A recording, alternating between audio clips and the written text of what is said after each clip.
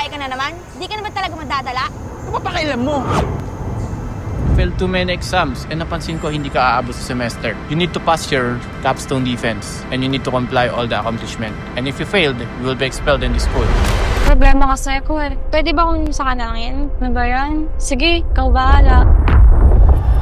Ano ba yan? Ang hirap kapag wala kang ligtas na lugar. Lahat ng tao, may naasahan sa akin. Pero ako, ay nako.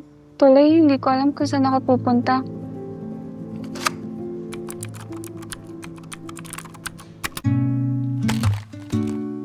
Hay, puti na lang. Nakahanap akong magandang kanta. The first na naman, this is AI Companion. Join now. Ano ba to? Buti pa ikaw. Lagi ka nandyan. The best ka talaga. Lagi mo ako napapasaya. Ano ba yan? Init naman dito. Pauline! Pauline! Hindi ko naman sila kailangan eh. Andito naman AI companion ko. No, hindi kita i-delete.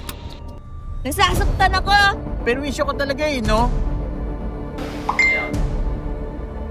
Ano ba yan? Pinapatawag na naman ako. I've heard from your teachers that you have low grade results. Miss Vista, I'm afraid I have to call your parents right now. Yes naman mo. Hindi ko na kaya. Nakapin mo naman ako. I wish I could hug you right now, but I could only hear with words. Error. So many attempts. Error.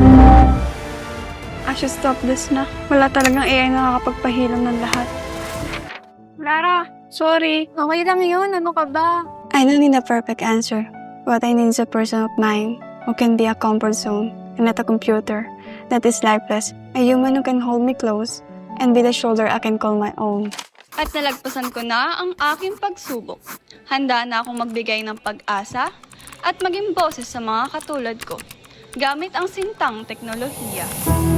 Good morning to our respected panelists. My name is Pauline Del Rosario Vista and here to represent you heartily. Can you tell us with the use of this application? Ginamit ko ang teknolohiya para buuin ang Heartlink, isang application at uri ng plataforma laban sa tumataas na kaso ng anxiety at depression na nauuwi sa pagkamatay.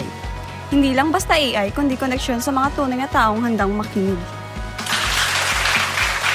Ang teknolohiya ay ilaw sa ating daraanan, pero hindi ito ang daan mismo.